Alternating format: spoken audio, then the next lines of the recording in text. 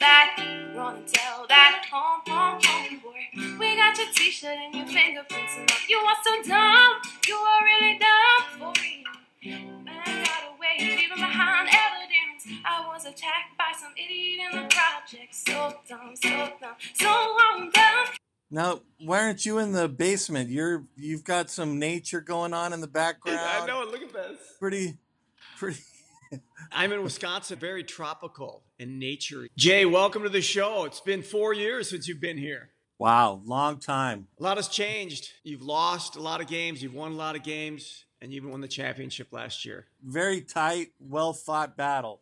It was one of the greatest championship games in the history of Castro. Bar none. Number one. I'm telling you, it's got to be a 30 for 30 special. On the moves prior to that and the games, the way they unfolded. I mean, Bortles, he only had 3 points at halftime, and he finished with 27. And it's the first time I played Bortles all year. The only time I played Bortles. It's just one of those magical seasons. Okay, so this week we've had some controversy. Once again. And it's funny how the guy that laid out the penalties can't comment about what he decided. He's got to like change the oil of his girlfriend's car or something. Lay down the law and hit the road. That's some administrative tactics in the Castro League. I think the enforcement of that is on the administration prior to the draft.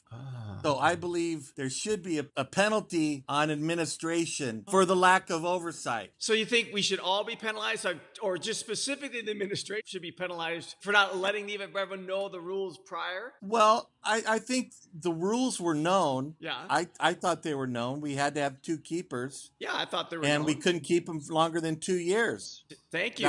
That was well documented. But I think the enforcement of that prior to the draft should have been done, not 2 weeks into the season. The problem is that, as we found out, is that it's manual. You know, you have to just, on your honor, select 2 keepers, and it's not forcing you to keep the 2 keepers. And then also, it doesn't stop you from keeping it for the 3rd year. You can't look at each team? That's why I kept reminding, hey, get your keepers in, because I could see only a certain number of teams had selected their keepers, some hadn't. So that's why I just kept saying, get those keepers in, get those keepers in.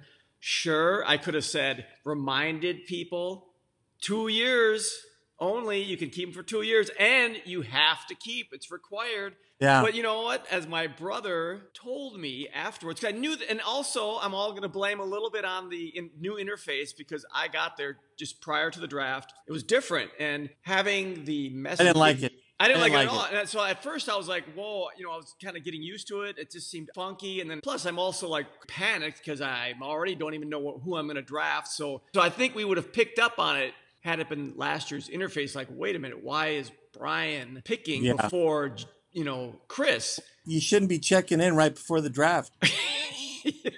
We're all learning, Jay. Okay. I agree. Not fighting that one. All right.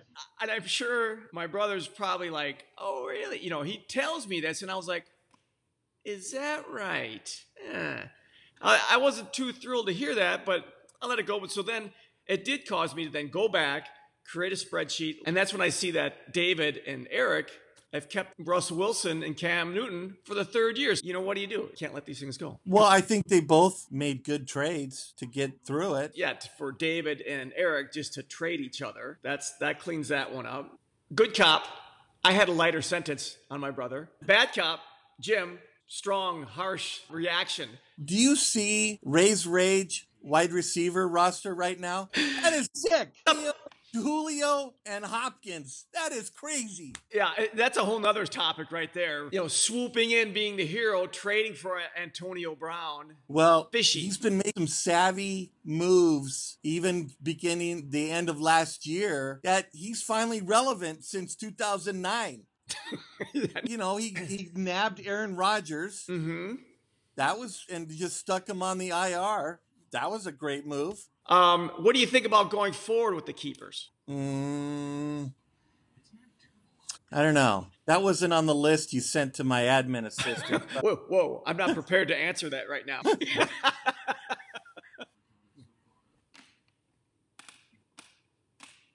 Oh, geez. Yeah. Oh, geez. Whoa, kitty. All right, here we go. The Great Cornholio versus Chauncey Shack. They're both 1-1. What do you think this week, Jay? Going with the Chauncher. Baltimore Burrows versus T.Y. Hilton. Burrows have a lot of injuries. Yeah, I'm going T.Y. We've got Don Hose, the new team of the league, versus Senor Dirty Sanchez. Sanchez. Yeah. David Witzel playing his cousin, Chris Williams, Ray's Rage. Witzel, 3-time lucky, man.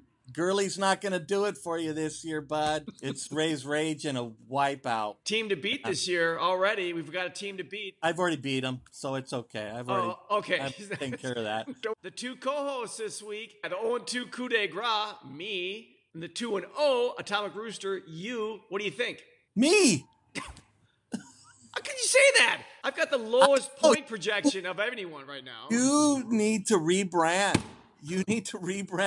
Coup de Gras, put that name to bed and get a new team mascot. It's done me no good. I have not won anything in like 15 years. No, I've had to rebrand through the years. I've had to rebrand from the Bushmaster, the Dizzle. We'll see. I don't know. Well, I'll think about it. Think hard. Think hard. Okay. Hey, thanks, Jay. See you later. All right. Good luck this weekend.